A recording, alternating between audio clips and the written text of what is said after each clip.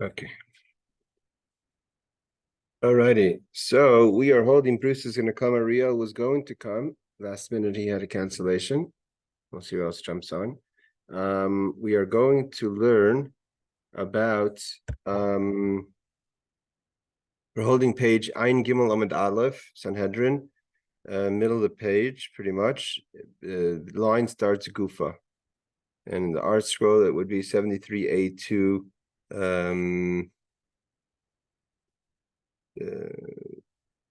Maybe, where is it? Yeah, also second to last paragraph on the right-hand side. So we're learning about in different scenarios where you're allowed to, even if need be, if we could prevent certain things from happening, even if one has to kill the pursuer. So the Mishnah said we have three general cases: a person who's chasing another person to kill the person. So if you have to, you could kill the person, the pursuer, in order to save the person, the victim. Which side did you say it was? So Ayin Which Gimel top? Ayin Gimel Amud Aleph. So it's a Ahmed Aleph. Okay. 7-1. All right. I And was on Ahmed Bays. I was trying to figure out where you were. Sorry. yeah, sure. And the second one is another man chasing another man to rape him. So you're allowed to pursue the victim. Sorry, you're allowed to kill the pursuer if need be to save the victim. And the third one is an engaged woman. And the Nakuda is that we've learned that the Torah is, and then we give three cases that you cannot. Someone chasing an animal in bestiality, so you can't kill the person who's chasing the animal, even if by not killing the person he will commit the sin. Someone who wants to desecrate the Shabbos, so you see the person desecrating the Shabbos, warning and all that, and still the person wants to pursue to desecrate the Shabbos, so you can't prevent the desecration of Shabbos by killing the person. And the third case would be idol worship. Same thing, a person is pursuing to serve idols. So those are the three cases. And the question is that what the Mishnah has to figure out is, the Gemara has to figure out is, why separate the cases? Meaning to say, it's not based on so to say that, when it comes to religion, we don't mix in, but when it comes to hurting another person is something else. While it is that also, it's deeper than that, is because the question is how much damage is being done. That's the bottom line. And in the case of the first three cases, there's a pagam. You're really hurting and damaging the person that you're pursuing. And when it comes, so therefore, it's the Mishnah says it's not about the isser, it's not about the transgression, it's about the pagam. That's the main thing. You're poigeya, you're damaging a bride, you're damaging another male, you're damaging obviously by killing a person. So the pagam is the main thing here. Raj, I just want to say, Tosfos says before the gufa, it says, so we wanted to know, how do we know? Last week we learned, we checked, how do we actually know that you're allowed to kill someone who's pursuing someone else to kill them? Like what's the makar? I mean, even though it could logically make sense, but we need a makar. In Torah, everything needs to have a makar. And we learned that we can't use a kal v'chomer even for something like this, because we don't use a kal v'chomer when it comes to punishment, especially death penalty. So therefore, we need a clear makar source that if a person pursues another person to kill them, that you're allowed to kill the pursuer if you need to. Now, so we learned it from Naira Ma'ursa. Naira Ma'ursa is the woman, the female who's engaged, who's being raped, that it says Ein Lai Mashiach. She doesn't have anyone to help her, but had someone been able to help her, that person, he or she, should have helped her, and even killed the rapist. So we compare a hekesh. We have a hekesh to show that they're meant to learn murder from rape. That in the case of the rape, you're allowed to, you're supposed to protect her. So too, that it comes to murder, you have to protect the victim. The Tosfos on the side, the small Tosfos, says Afretzech nitan latzila b'nafshay, that you're allowed to kill a murderer with his life. It means you kill the murderer by preventing him from murdering. But again, the language in the Mishnah, and Rashi points this out in the beginning, is that you're saving the killer or the rapist from committing the sin. And that's why the question was, why wouldn't you save the person from desecrating the Shabbos? So he says, Taisa says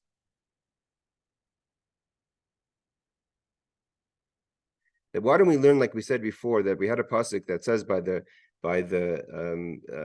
Barber Bachteret, that someone who tunnels into someone else's home, you're allowed to kill the person who tunnels in if the person wants to rob you, and we know that the person will kill you if you don't allow them to rob him.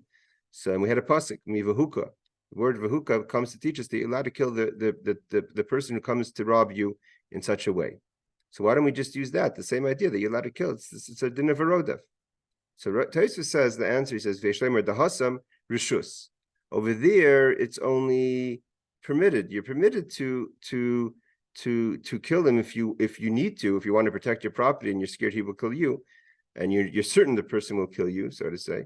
So the pasuk tells us that if you kill him or her, then there's no blood. You're not responsible because that person was a roidif, because that person was ready to kill you. But in a classic case with a person chasing another person with a knife, so you would think. So over there, the person who's being robbed has a choice. The person who's being robbed could also say, I'm not going to kill the pursuer or the robber. I'm just going to leave the house or hide or whatever. But it doesn't say you have to kill the robber. It says you're allowed to kill the robber to protect your property, unless you know that the person has no intention to kill you, like a father to a son. But there's no, it's a rishus. But in the case of over here, Taisa says zachayva. Now, like Shuki, you pointed out last week, it's not a chayva to kill the person necessarily if you could save the victim in another way, but you have an obligation to protect the person if need be, kill the person. So Taisa points out that it's a chayva to save. You can't just say that you see one person chasing another person with a knife, and you have a gun on you, and you could either injure him or kill him if you need to by shooting him. So it's not a rishus in this case. In the case of Bab Machter, the Torah is not telling you have to kill someone who breaks into your house. You're allowed to kill someone who breaks into your house. When it comes to saving someone else's life or saving someone from committing murder, if however you want to view it, in a way that that person's pageya is a pagam. So the Gemara doesn't go into it more. We'll see a little more understanding the severity of the crime. So then it's a chayva, you have an obligation. Okay. So now we're going to go back on something we learned before, back to the Gemara. The Gemara says, Gufa, how do we know that not just so the Gemara initially wanted to use the pasuk lei samal v'amriyacha. The verse says you can't just stand there watch the blood of your colleague, of your friend, and not do anything about it. So we wanted to say that that's a proof that you have to kill a pursuer. A raidif is a pursuer. If someone's pursuing someone else to kill that person, that you have to save, like Tosha says, you have an obligation to save the victim. So the Gemara said no. That verse is coming to teach us something else. It's coming to teach us that if you're in a situation where you could help someone, you have to help the person. It means it applies to everything. If a person's drowning, not in the case just where the person's being pursued to be murdered, but if a person's drowning, you may say, well, I don't want to jump in and save the person. So the Torah says you have to. So let's see. Now that you're over in the love, you're over in a transgression. You're not going to get killed for that. It's not punishment like that. It's very interesting going to Pirkei and stories you hear when you're a kid about whether, I don't know why you present these stories in the Yiddish world to a 10-year-old, but stories you would hear in yeshiva, they would say is if you saw your father or your rabbi drowning in a river, which one did you have to save? Right? Like aside from the psychological trauma of talking to 10-year-olds about stuff like that, where does that fall into something like this? It's not a reddiff, it's a very different concept, but like it's another situation where like you would have to put yourself in danger to save another life, regardless of which one you're asked, which one you think you're supposed to save. You're supposed to save at least one. And so in that situation, are you putting yourself in danger, or are you allowed to just say like, this wasn't my rabbi, it wasn't my father, I just let them drown. Like I couldn't, what am I going to do? I'm going to hurt myself doing it too. It doesn't say we haven't learned yet that a person has to endanger themselves. I mean, obviously there's levels. What's endangering? Is this only referring to somebody who's already inclined to do something it's giving them the rights to kind of go that far if need be in a situation, kind of letting them be the jury for themselves for whatever tenable situation there is. But is that kind of what it's doing here? Yeah, I mean, it doesn't say. Here we're not discussing the idea of risk of endangering your life. I mean, obviously, if a person says, "Well, if I jump into the river, my iPhone is going to break. I have no insurance. My clothes will get wet." That's something else. But if a person's life is in danger, clearly, just like it says when it comes to so much so, it says halachically the Rambam brings down, it's brought down obviously from the Gemara, that if someone is in a situation where he or she could protect not only their own property in the case of a robbery or a fire, what have you, but could also protect someone else's, right? And the other person is like has no way to protect it. So there's a certain kinyan that the protector, the person who saves it, kind of owns it now, because you gave up on your goods, and it's like he or she got it from hefker, from ownerless items. Let's see how the Gemara goes here. But yeah, sorry. No, I was just saying I get it. Yes, let's go a little further. It says Gufa minayin l'rois chaver shu tevei benar. You see a person drowning in the sea, in the river, or an animal is attacking it to kill it, to hurt him. I or her, I listim, bainalav, or robbers. I mean, all kind of endangerment a person is at. These are all cases of extreme situations. That you have to save the person if you can. So if Talmud Sanhedrin, we learned, this is what the pasuk we quoted in the beginning last week. You cannot just stand there watching the blood of your fellow be spilled and just ignore it. So the Gemara says like this. The Gemara says, so we have that is this really the source of where we learn this law, that a person has to protect someone, save someone's life from leisama davriyacha. Mihasam nafka. We learned it from another verse. What's the other verse? The other verse, if you look at it, if you have the small psukim on the side, it says like this, but talking about a person who finds any lost item, not just in the case of protecting someone else, saving someone's life. It says in Dvarim, you find something, you don't know who the owner is, or the person is not near you, you have to take the item into your home. So you have to hold the item, the lost item, in your property until the person comes to claim it, like the story of Reb Chanina ben Dosa, who held the chickens and then bought the goats, etc. So, and then the Torah goes into the laws of what kind of watch, how much, to what extent you have to watch it. If there are animals like that disturb your situation, you could obviously sell it and use the money to put the money away, so the person has at least the value. But either way, but we see from this pasuk that a person has an obligation to return lost items. Right? That just says,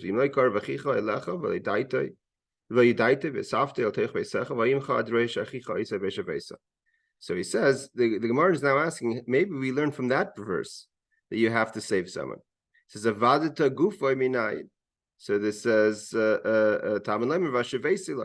we have a pasuk, we have a limud that says, that's all if you find a lost article.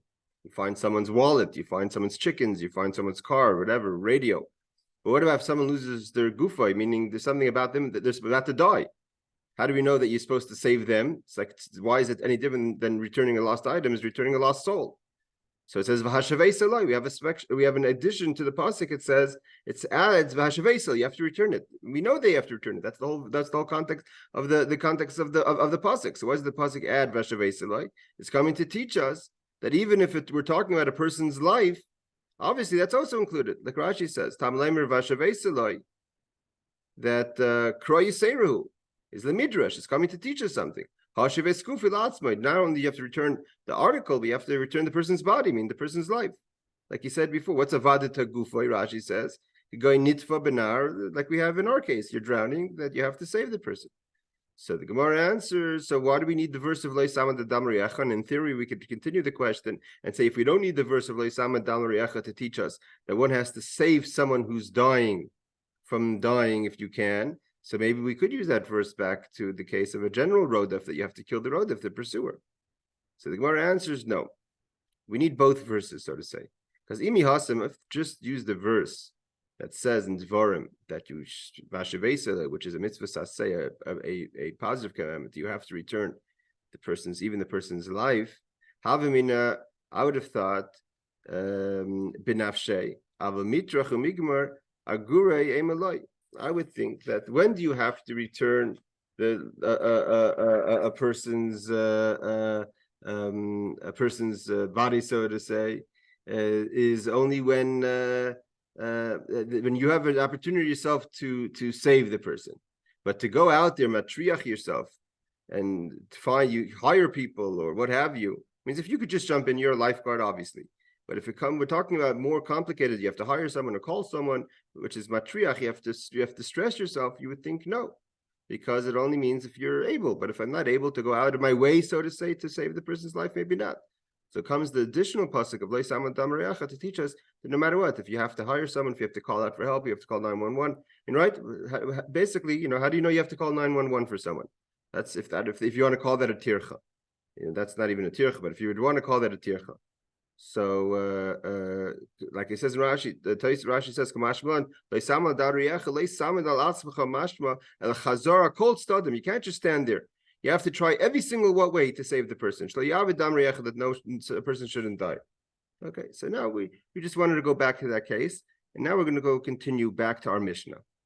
And we want to analyze our Mishnah to understand if our Mishnah was very exact about these three cases, or these three cases are an insight to similar cases. So the Gemara says like this: Tan Rabbanan, come and learn. It says like this: Echad haroidev echad chaveirei, whether one person is pursuing another person, lahar going to kill them, obviously, not just to, get into a fight. The echad has zachar, or if they're zachar, or they're chasing another male to rape him, or ve'echad naram orsa, or they're chasing a woman who is engaged to rape her. Ve'echad chai v'misois bezdin, or any. This is the brisa, right? Any additional chayve mises bezdin, anyone who is that if the person were to do it and be caught, would go get killed by bezdin for the rape. So I'm talking about the case of erva, of rape. Ve'echad chayve kris is not only if it's a case where the bezdin kills the pursuer, but even in a case where it's krisis, you get kares. The matzilin oisan, we save them again. Rash, the wording is interesting, that we save the pursuer benafshe, with their life. It means we save them from committing the crime. Now, so basically, this is a little bit of a complicated situation. According to the Torah, a pnuya, just a woman, a single woman who's not married, regardless if she's a virgin or not, we're not talking about that, but if she's just because there is the difference, there's a bigger pagam, obviously, you damaged a virgin more if you damaged a woman who's already had relations, but let's say, either way, if she's not a married woman, she's not included in this halacha. It means if you were just to see a woman getting raped, it doesn't say here clearly that you're allowed to save the woman from being raped by killing the pursuer. This is the halacha.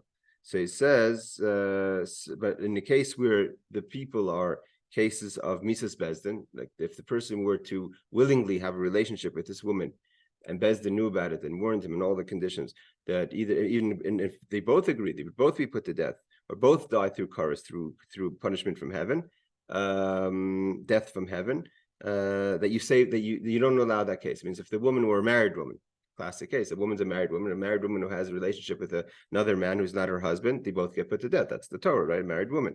But if she's being pursued, she's not willing, and the person's chasing her, so if the person does it and the bezdin is there, the person gets killed by bezdin. But if you're watching it, then you have to make a decision right then and there, so you save the married woman. But what about another case? What about almana lekohen gadol?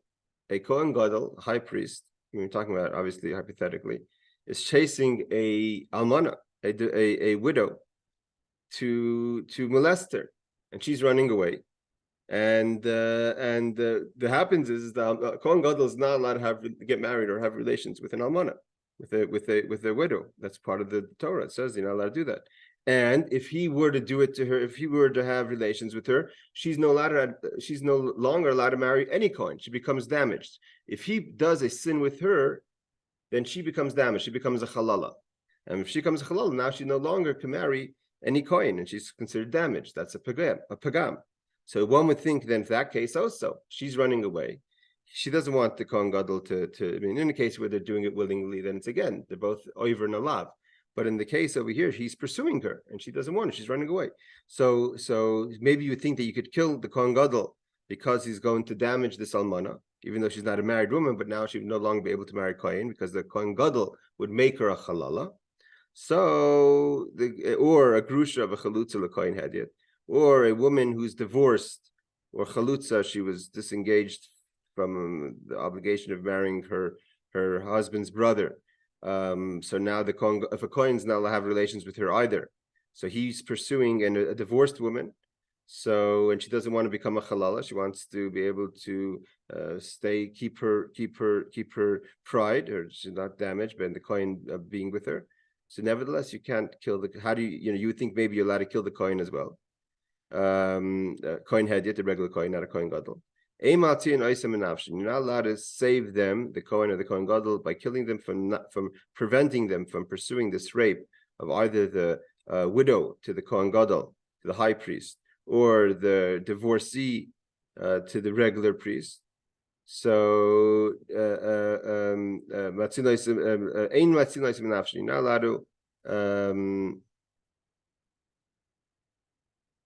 you're not allowed to pursue you're not allowed to pursue you're not allowed to kill the pursuer, the kohen gadol in this case. That's the halacha. We'll see why in a second. Navda by Vera.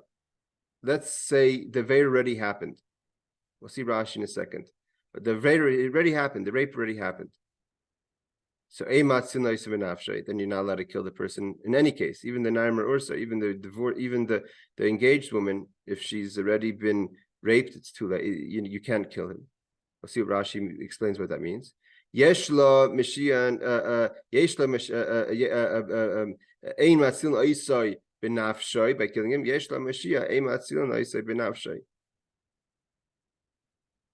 Because it says, and also in the case like Shuki said, if she has a way to be saved, not by killing, another Mashiach, another way you could hurt him, cut his feet, I don't know, trip him.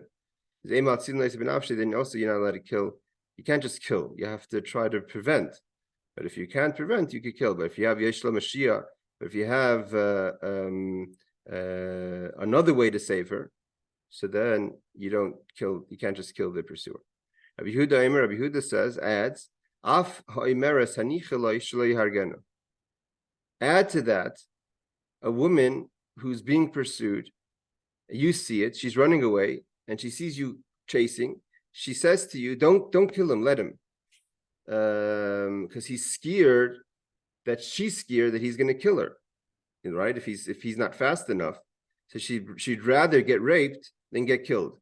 And once this person gets into the picture and becomes aggressive to save the rape from happening, then she's scared for her life. So she says, "Don't kill him. Whatever. But it is what it is." And so then in such a case, Rabbi Yehuda says you're not allowed to step in and kill him anyways, because you're risking her life. She doesn't want it. She's too scared of what's going to happen. Again, she's running away from him, but she doesn't want you to pursue because she maybe doesn't have faith in your ability to save the situation. And then the consequences will be much worse. She'll be killed. Okay, so that's the Mishnah that we have. I just want to go into a few things that Rashi says. We're here learning B'chavrusa. Rashi says that I'm going to go back to Rashi. Rashi says Chavi krisis bezdin. What kind of cases are we talking about over here? That any case the eroy is comer. We're talking about any case of a relationship that's prohibited by Torah and punishable either by death of bezdin or death through kares. The Ika Avera, because then you're doing an Avera and a Pagam.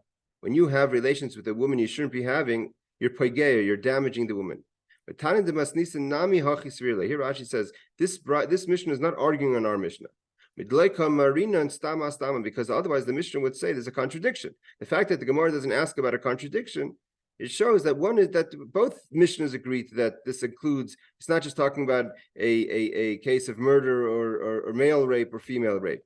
It's talking about any kind of case that's punishable by death if the person were to be caught and warned, etc. So v'tanahani v'huadin l'chol arayis. Any arayis that is punishable by death, you're allowed to protect. You're allowed to kill the pursuer by killing if you have to. Well, what about a case? The Rashi continues. Almana l'kohen gadol. Almana also, the kohen gadol is not allowed to be with an almana, with a widow. Kohen gadol, Rashi explains, if you have a kohen gadol, high priest, haroidif almana, that's chasing a widow, lanusa, to rape her, zafa pishye sham pegam, even though there's damage, what's the damage? The Kamashavi lechalala, she becomes a chalala. Chalala means a woman who no longer is damaged as far as kahuna goes, and her kids become damaged. She's no longer able to marry a kohen. Is eimatzil noisib binafshay. You're not allowed to save her by killing him. As the Gemara is going to explain, because it's not punishable by death. If a Kohen Gadol were to be with a widow, it's a lav, it's a transgression, but it's not punishable by death. And therefore, even though there's damage to the woman, it's not damage to the extent that you're allowed to kill the pursuer. What's Neved Avera? So Rashi says kfar, if she's already been raped. Now, the Mefarshim on Rashi ask, that doesn't make sense what Rashi is saying, because Rashi is saying if she's already been raped, you're not allowed to kill the person. That's obvious. Well, Rashi doesn't have to tell us that. I mean, the whole idea was to prevent the sin, or to prevent the rape, however you want to look at it. But obviously, if the rape already happened, you're not allowed to take the law into your own hand and to kill the rapist. The court has to come and punish the person. What was Rashi saying? Why would the Mishnah have to teach us that if she was already, the veil already happened? So other Mefarshim learn that who are the other Mefarshim learn that it's talking about, in a case, interesting enough,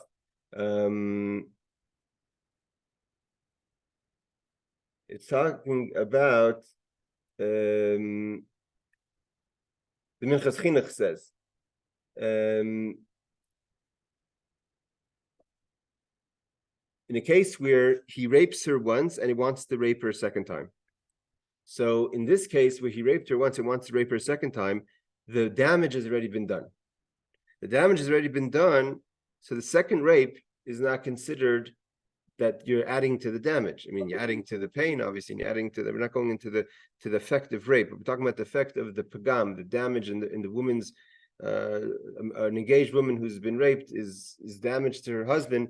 She feels less of a wife to him, and all the damage. So what the Mishnah is coming to say, according to the other Mefarshim, is that in a case where she's already been raped and the person wants to rape a second time, then you're not allowed to kill the rapist, and that would include all the cases, not just the case of the engaged woman.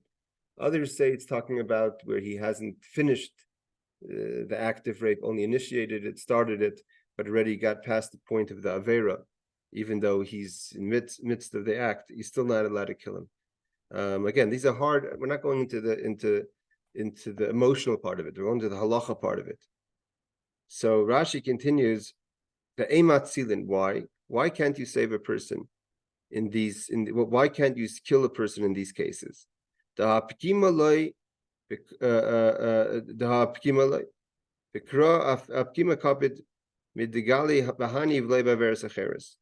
Rashi says because the damage has already been done. And if the damage has already been done, the Torah wants to prevent the damage. Why? Because the very fact that we don't include in it Shabbos and Avodah Zarah, even though as far as Torah is concerned, these are tremendous transgressions, is the part of the component has to be both a pagam and an isser of death. And because it didn't have that, I mean, the person already happened, then you're not allowed to kill the person. Rashi says, like Shuki, you pointed out last week, yesh if you could save her another way, without killing the person, you could damage the person or hurt the person. Ein harigim, I say, you're not allowed to kill him. Because you could save her another way, and therefore you can't kill him. What's Ha'imeres? What's the case where the woman says, don't kill him?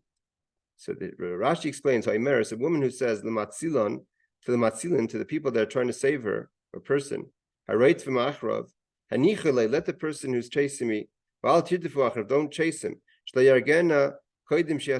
because he's going to get me before you get him, the way it looks. And please just, let's say, for instance, today, we could talk about a telephone. You call up someone to save you. So, someone finds out and calls you, but you're very far. You have to get into your car and everything. And if the person feels that the pursuer feels, the rapist feels that you're going to, it's obviously only a case of rape. In a case of murder, You can't say murder, let me be killed, so you don't, obviously in killing, there's no you can't say, I'd rather, if there's any chance to save my life, I wouldn't obviously rather die for sure if there's a suffix, because it's not 100% sure the pursuer will kill her. But in the case of killing, but in the case of rape, she knows she will be raped, but she feels that if you were going to pursue the rapist, then you're going to enhance the chance of her getting actually killed in the situation. So therefore, you have to listen to her. Even though she's being raped. Anusa means she's raped. It's not willingly. And she's scared for her life that if you chase the rapist, it's going to be counterproductive. He's going to kill her. We're going to explain later why. Okay, so this is the Mishnah. Now we're going to go into understand, how do we know, first of all the things that's the rest of the Gemara is going to go into now. How do we know all these points of the Mishnah? How do we know all this? How do we know that it includes not just the cases that our Mishnah says, but it includes all cases where the punishment, where the relationship would result in a punishment of death by the Bezdin or Kares? And where do we know that if you could hurt the person and not kill the person, you don't kill the person? And where do we know where she says that you don't? So how do we know all the details of this Mishnah? So Amar Cross, we have a verse. The verse is about the engaged woman who's being raped in the field. So the Mishnah, the Torah considers that a case of rape, not willing relationship. She's in the field, he abused her. So now we're going to analyze that pasuk. The pasuk says, again, the actual pasuk says, naira. Now, in the word naira, if one is to read it without the vowels, it seems to say nar. Nar means the male boy. Naira is a female young lady. Nar is a young man. The Torah writes the words nar, which means a young man, but we're supposed to read it nara, young woman. Okay, so nar means you could have this, there's no hey, but you could use the kametz at the end of the reish to make nara, and therefore there's no hey, but it's still pronouncing a young female as opposed to male. But the writing says a male. Don't do anything to the woman. She didn't do any sin. She didn't do a sin chet mavis, anything that's a sin that's worth death. Just like a person is going to kill someone, that the person who's being killed, pursued, is innocent, obviously. There's no difference. It means rape is like murder. The person who's being raped, the woman who's being raped, is just like a person being murdered. It's a crime being done against them. That's the verse. So the Gemara says, how do we know? From that verse, we learn all the things that we just included in the Mishnah.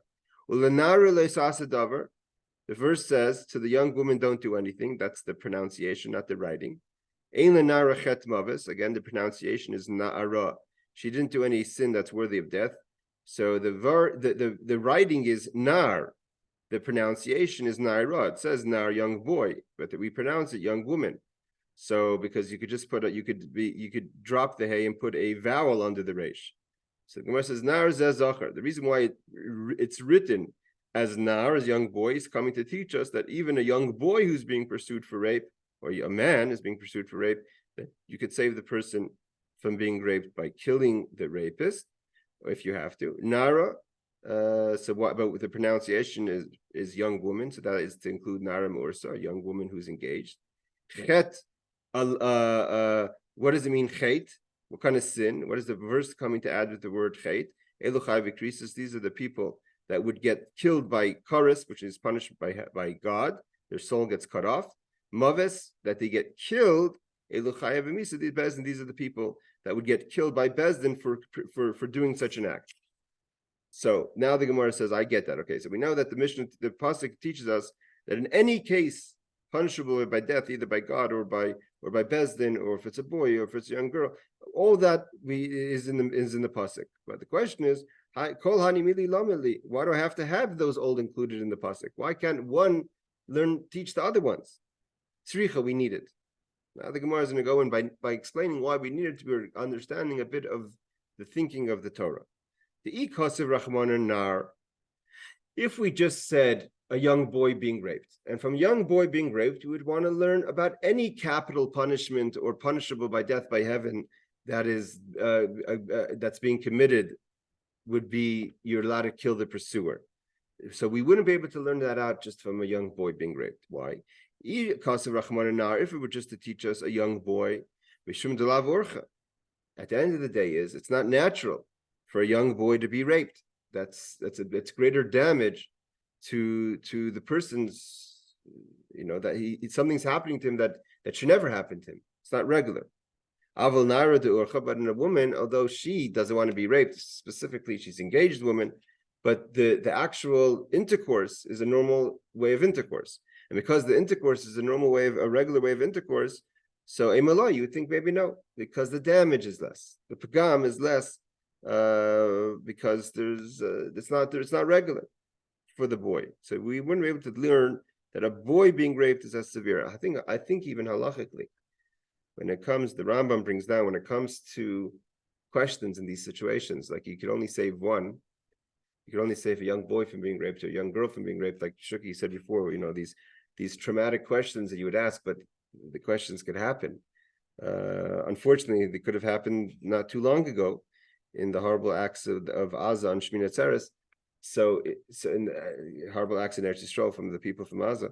So the Rambam says that you save the boys over the girls because of that same reason. Because at the end of the day, for the girls it's urcha, it's regular. That means the way of intercourse is regular, but not for the boys. So so that just tells the young girl, and the young girl would teach us and the young boy. So you would say no. At the end of the day, is even as far as being natural, it's not natural for the boy, but there's no damage. I mean, he's not an engaged person. He's not less.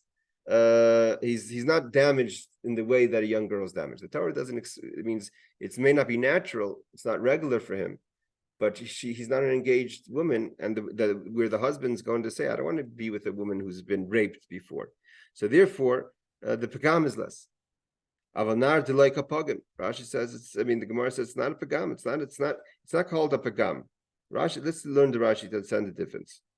The nara chet mavis. Okay. The Torah says nar. Rashi says ksiv v'karina nara. We read it nara. It means it says it spells male, young boy, and it's supposed to be read young female girl. Nidish mikar v'nidish. Therefore, it's coming to teach us two things. One is a young boy that's being raped, but also, of course, the young woman that's engaged. So, what's the difference? Why would you think that you'd save the boy and not save the girl? It's not regular for a man to be raped like that. It's embarrassing. But pagam is not embarrassing. From here, we're learning it. Rashi is saying there's a difference between bizayin baishas gadol. It's embarrassing for a boy to have been raped because it's not normal for him, but it's not pagam. Pagam, Rashi says, bisulin umegina al baila. That the difference is that by women, it's not the actual intercourse itself is normal. That's a woman have intercourse.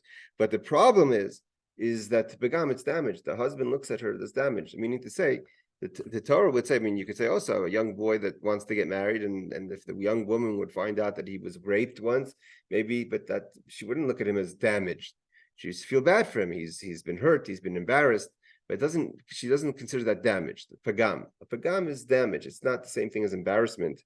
And bizayin and baishas gadol. It's the Rashi separates the two, and therefore we need to have both young boy and young girl because one is not natural. And the other one, it's damaged. So therefore, they can't learn off each other.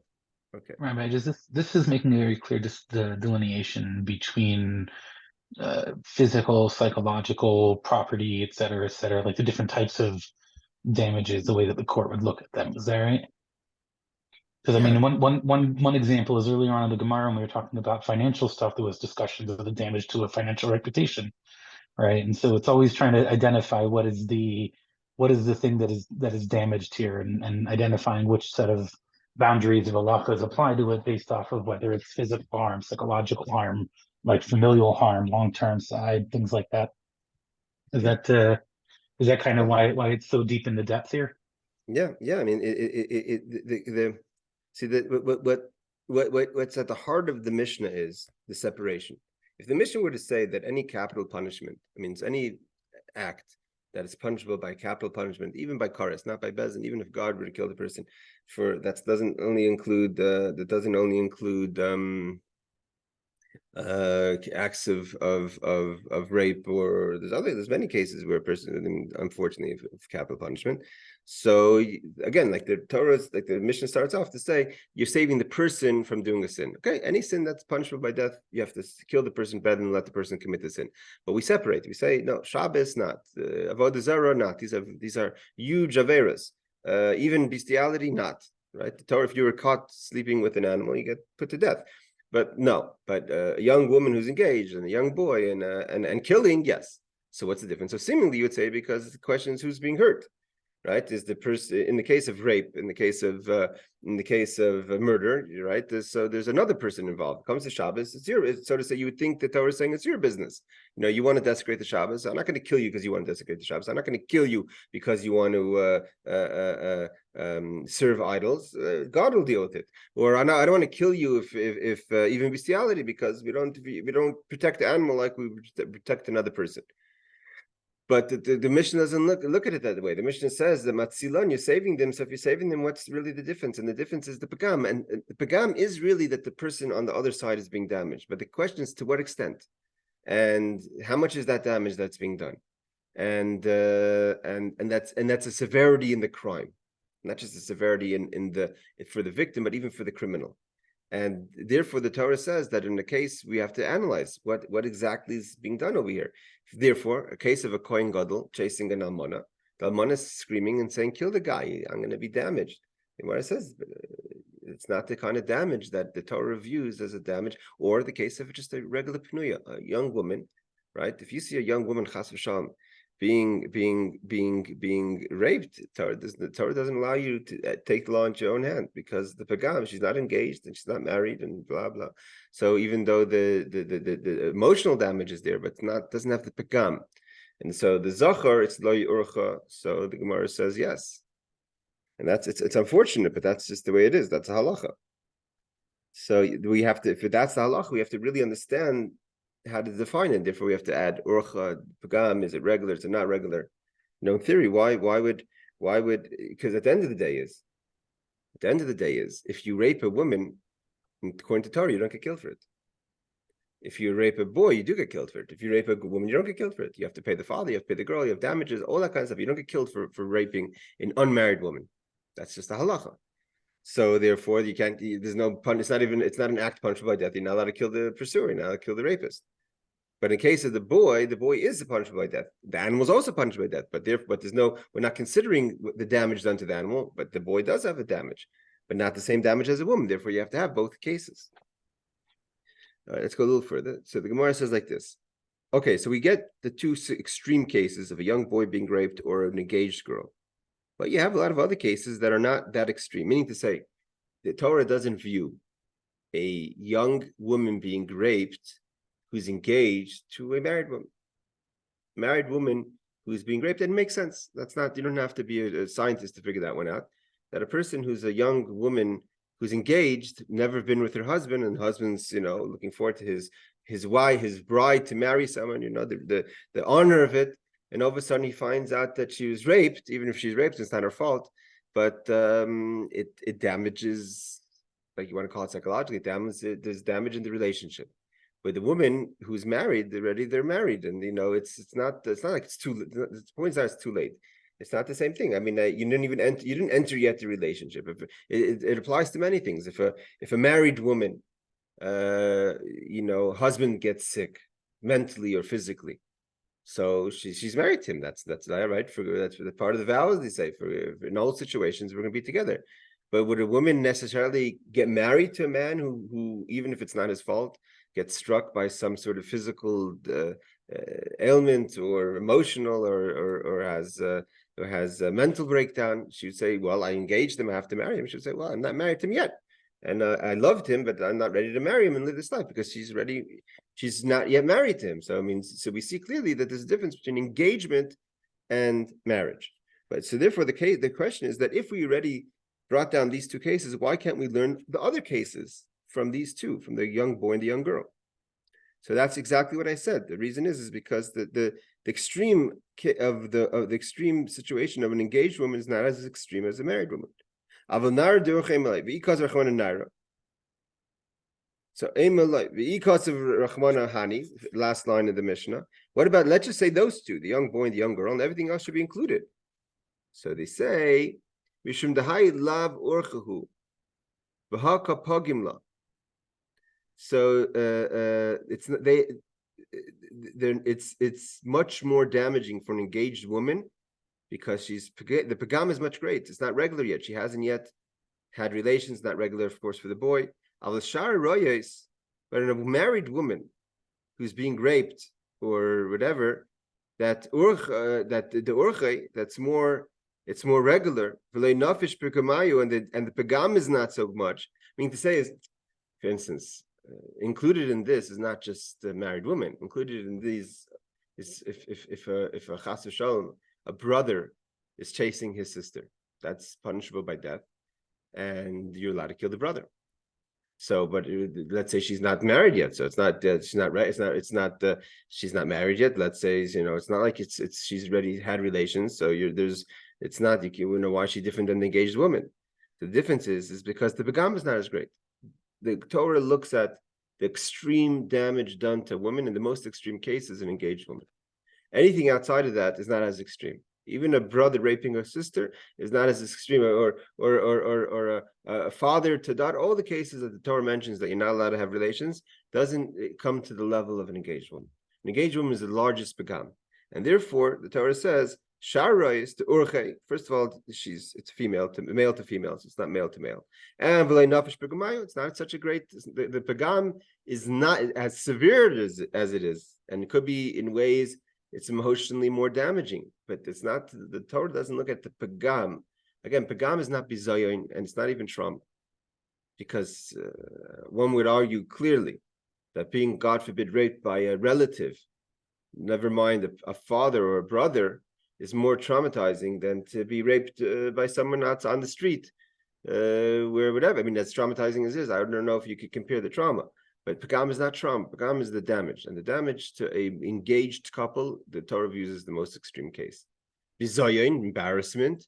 Bizayin gadol bushes. That's something else, but that's not pagam. So Rashi says, "V'lei nafesh pagamayu arusa," that nothing comes to the level of arusa, an engaged woman. Why? The Torah Rashi explains, "Shechaviva v'yalas chen al aris."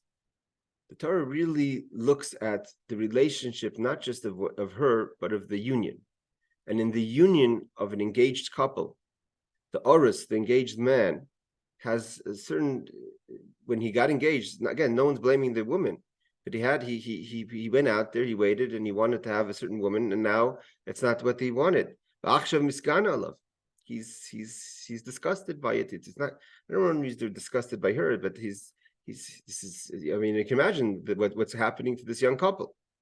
All the other cases, even a father and a daughter, and a father, a brother and a daughter, a sister, penuyas, even if they're single. One quick question. What point does the word nara change to betrothed? Like, what's the is it word is literally not, any age for this woman until she's engaged? the Like even case if is she's like in her not 30s or 40s and she gets engaged later in life, anything up until that point she wouldn't be considered betrothed, so it wouldn't be punishable. no. That's a good question. I didn't think about it. It's a very good question. The question is, this is Because you Torah. mentioned before, like the boy versus the little sister, Yeah, or another girl in the community, it wouldn't be punishable in the same way. we would have to say, the point is not that it's not, at the end of the day, it's all the same. You do kill the pursuer, but we wouldn't be able to learn from the engaged woman because she's so extreme. It means we'd have Okay, so we couldn't use that as an example for an the length example. for like the No, Chomer, yes, because we need a call basically. yeah, You can't use something that's the most strict. because this is the most severe damage. Okay. But no, Again, but so it's not teaching us this law, it's teaching us a way to determine other types of laws by showing us an example here of something where they used an extreme and said, no, you can't use that because this is the only case where a person would have it. And you can't use that to set the baseline. yeah, exactly. Now the thing is, but you brought up a good question. I have to check the halacha. If the Torah is just saying, calling her an engaged woman, Na'ara is a very, very small age. It's 12 months. It's 6 months. It's like she's not a katana, she's no longer a young girl, and she's not yet a bagera, she's not an older woman. I mean, an older woman means Right. like 12 and a half. So it's really the age of a naira is really 6 months. The naira is like that perfect age of a girl, and someone gets engaged, wants to get engaged. And I have to check if I mean, obviously an engaged woman's the same severity, but the question is the pagam about the naira or the engagement? I mean, the Torah seems to be stressing the point of engagement. Like it says, Rashi says, Ka'arusa, an engaged woman, Shechaviv v'yalas chen ala oris. The oris is, the engaged man is so proud to be getting married. V'achshav misgana alav. This is, again, not her fault, but it's, avos shar rois. Like Rashi says, in other cases, penuyos, pesulos, if they're single or they're even virgins, like a sister or a daughter, it's not like a Nair Me'ursa. Or a woman who's already been married, or she's already been a Ba'ula. She's no longer a Basula, a virgin. Nothing's like that Rusa. It means the Torah says, so therefore we must add to the pasuk the other cases, because we would think that the raping of the young boy and the engaged young woman, again, I have to check, because I don't know if the Torah, aside from the extreme of it, there's obviously no difference between an engaged woman if she's a naira or older. But in the extreme of it, I think we've learned before that in the punishment it's different. That the naira orza gets skila because of the severity of it. But the stoning, which is a severe way of dying, I have to check again. But the point is that the most severe case in a female situation, even if she's a daughter or a sister or any other case, or a married woman or what have you, any other case where the Torah says that the relationship is punishable by death, and the pagam is not the pagam of, because at the end of the day is the Torah views the engaged couple as a young couple in a perfect situation in their life, ready to start, and that dream, so to say, that mindset's been crushed in the couple situation, and therefore that's the most extreme case, and therefore that wouldn't be a starting point to teach us about other cases. Right? Let's stop here. I mean, this is again what the Torah is going into. What we have to understand, the whole point here is the pagam, because the pagam is the starting point. Therefore, we have to always look at what's the level of the damage. Okay, we have Taisus. We have to maybe learn next week. But we'll stop here because the Gemara continues and try to figure out why we wouldn't. Let's just say the least extreme cases, and that would include everything. But we'll stop here. Okay, so let me just mark it. All right, have a good week. Thanks for joining. Shakayach. Hope Thank you. everything's well by you in Denver. And Yeah. Take care.